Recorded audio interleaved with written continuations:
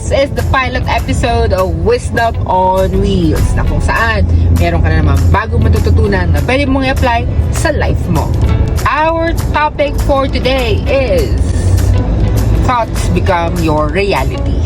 Yes, for sure, narinig mo na to, and iba naman, first time mo marinig to.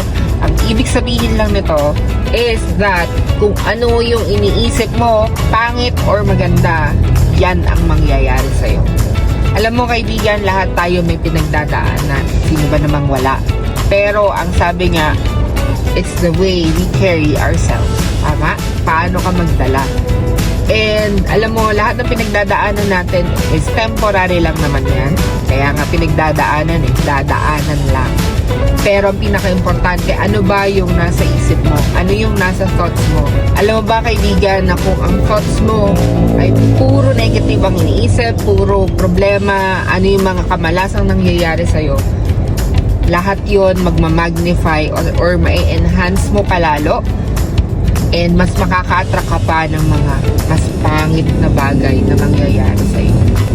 That's the reality. Kahit na sabihin mo hindi totoo, pero yun talaga yun nangyayari. So, on the other hand, good news kung ikaw naman ay nag-iisip ng mga magagandang bagay, kahit na may pinagdadaanan ka, lahat ng mga pwedeng mas maganda pang mangyari sa'yo after mo pagdaanan yung mga lahat ng pagdadaanan, sobrang daming dadating na blessing sa'yo. So, Abby, paano naman ako mag-iisip ng maganda if meron nga akong pinagdadaanan? Ang answer dyan ay maging grateful ka lang.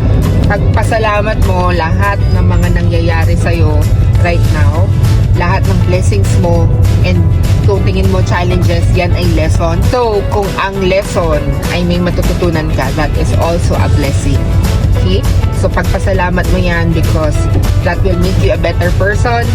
And, syempre, lagi mong tatandaan na yung kung ano yung mga meron ka ngayon, yan ay pinagdasal mo lang dati. So, kailangan mo lang maging thankful kung ano yung meron ka ngayon.